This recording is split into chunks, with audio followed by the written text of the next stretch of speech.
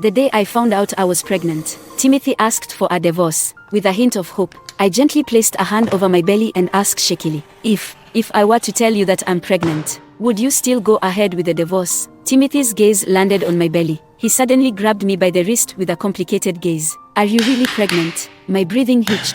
I asked you a question. If I were pregnant, would you want to keep the baby? No. My heart seemed to empty out as he let go of me. I watched as he walked away. Then, I tilted my head back to force the tears back. Swallowing my bitterness, I thought to myself, your daddy may not want you, but I will never let you become an orphan like me. I didn't bother reading the divorce agreement and signed on the last page. The next day, a young woman dressed from head to toe in branded clothing barged into our marital villa. Allow me to introduce myself. I'm Maya Lane, and I'm the future lady of this household. You're Maya Lane? A trace of bitterness crept into my heart. No wonder Timothy had suddenly brought up the divorce. Since his first love was back, I, the cheap substitute, had to go. I guess you've heard of me. Hurry up and sign those divorce papers. Then, you've held onto this position for the past 3 years. It's time for you to return it to its rightful owner, Maya said. I said calmly, you make it sound like you really love Timothy. If that's the case, why didn't you marry him 3 years ago when he was in a coma from the accident? Maya stiffened.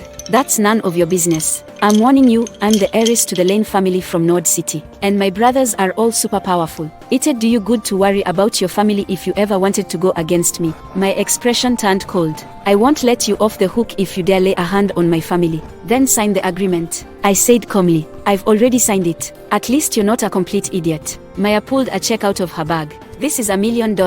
Take it as a little gift from me. A trace of mockery flashed in my eyes, and I didn't move. Take the money and stay away from our lives. Tim and I are a perfect match for each other. Unlike you, you're just a country bumpkin. You and us rich people are from different worlds. Maya's words stabbed me hard. I staggered to the master bedroom in a daze. Even if Maya hadn't dropped by today, I would have left anyway. As I packed, I saw the pregnancy test on the bedside table. It was a surprise for Timothy, but it didn't seem necessary anymore. At this moment, Maya strode into the master bedroom like she owned it. She was still holding the divorce agreement. Are you done packing? She glanced around, spotting the piece of paper on the bedside table. She seemed to catch the words Children's and Women's Hospital on it. A trace of confusion flashed in her eyes. I quickly grabbed the pregnancy test and crumpled it into a ball. Maya asked in surprise, wait, are you pregnant? I clenched my fist around the pregnancy test. If I really were pregnant, I wouldn't have agreed to the divorce. Whatever you say, just show me that paper. Maya didn't listen to me and stepped forward to pry my fist open.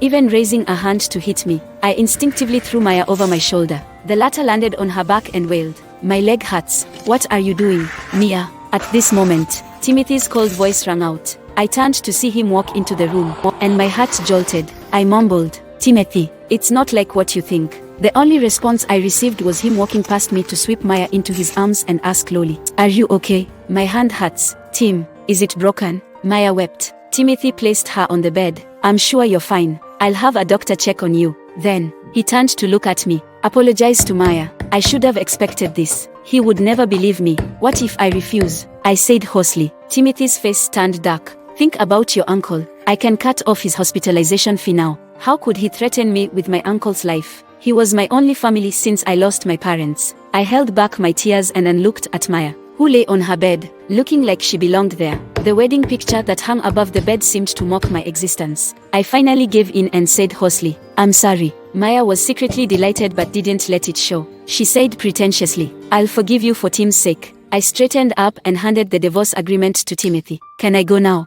Timothy looked at the divorce agreement and subconsciously frowned. He looked at me. Have you already found a place to stay? No. I answered reflexively and looked at him in surprise. Was he concerned about me? Timothy quickly averted his gaze. Go downstairs to get some ice for Maya's foot. She sprained it because of you. So you can't leave without doing anything.